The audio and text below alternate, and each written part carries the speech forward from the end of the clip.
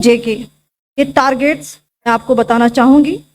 सबसे पहले सवाई नाला कैंप मुजफ्फराबाद, जो कि पीओजेके के लाइन ऑफ कंट्रोल से 30 किलोमीटर दूर है। यह एक लश्कर तोयबा का ट्रेनिंग सेंटर था। 20 अक्टूबर 2024 सोनमर्ग, 24 अक्टूबर 24 गुलमर्ग, 22 अप्रैल 2025 पहलगाम, इन हमलों के आतंकियों ने यहीं से प्रशिक्षण लिया था। सैयदना बिलाल कैंप जफराबाद, यह एक जैश ए मोहम्मद का स्टेजिंग एरिया है। यह हथियार, विस्फोटक और जंगल सर्वाइवल ट्रेनिंग का केंद्र भी था। गुलपुर कैंप कोटली, यह एलओसी से 30 किलोमीटर दूर था। लश्कर तोयबा का बेस था, जो रजौरी पुंछ में सक्रिय था। 20 अप्रैल 2023 को पुंछ में और 9 जून 2024 को तीर्थ यात्रियों के बस हमले में यहीं से आतंकी को ट्रेन किया गया था।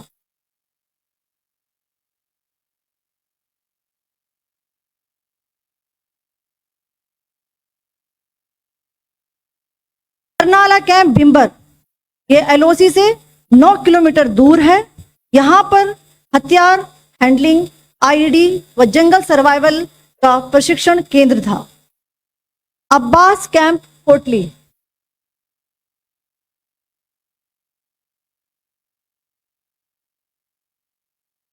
यह एलओसी से 13 किलोमीटर दूर है। लश्कर तोयबा का फिदाइन यहां तैयार होता था।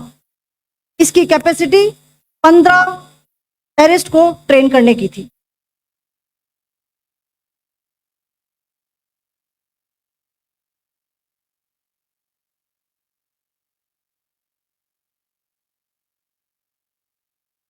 अब मैं पाकिस्तान के अंदर के टारगेट से अवगत कराना चाहूंगी। पहला, सर्जल कैंप सियालकोट, यह अंतर्राष्ट्रीय सीमा से 6 किलोमीटर की दूरी पर है, सांबा कटवा के सामने।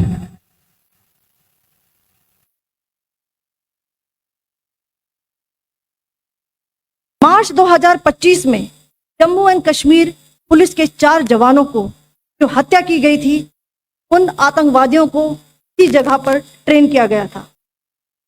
दूसरा, महमूना जाया कैंप सियालकोट, यह 18 से 12 किलोमीटर आईबी से दूर था। हिजबुल मुजाहिदीन का बहुत बड़ा कैंप था। यह कठुआ जम्मू क्षेत्र में आतंक फैलाने का नियंत्रण केंद्र था। पठानकोट एयरफोर्स बेस पर किया गया हमला भी ई कैंप से प्लान और डायरेक्ट किया गया था। मरकज ताइबा मुरीद के, यह आईबी से 18 से 25 किलोमीटर दूरी पर है। 2008 के मुंबई हमले के आतंकी भी यहीं से प्रशिक्षित हुए थे। अजमल कसब और डेविड हेडली भी यहां ट्रेन हुए थे।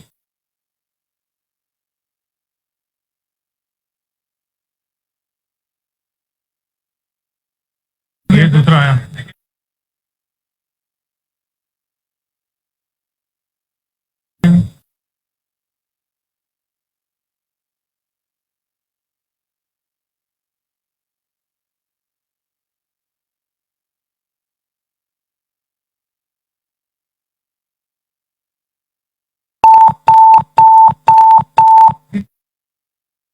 एंक्लोजर सेम ही है।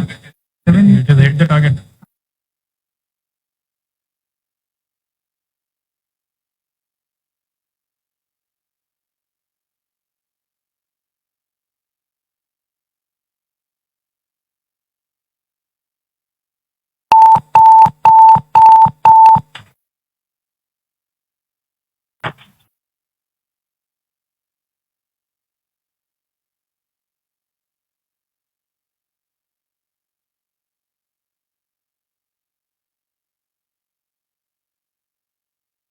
मरकज सुभान अल्लाह भावलपुर, ये इंटरनेशनल बाउंड्री से 100 किलोमीटर दूर है।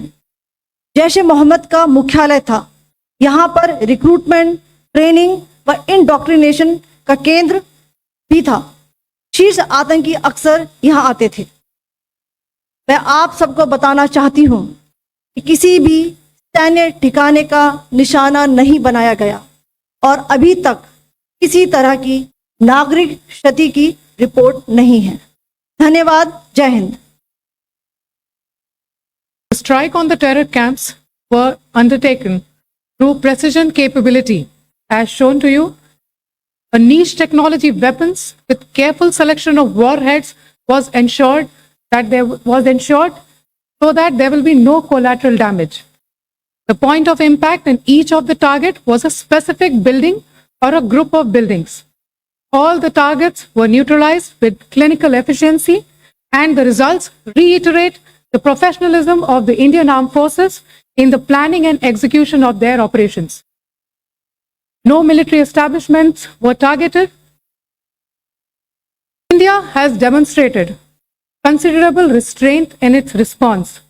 However, it must be said that the Indian Armed Forces are fully prepared to respond to Pakistani misadventures, if any, that will escalate the situation. Jai Hind, and thank you very much.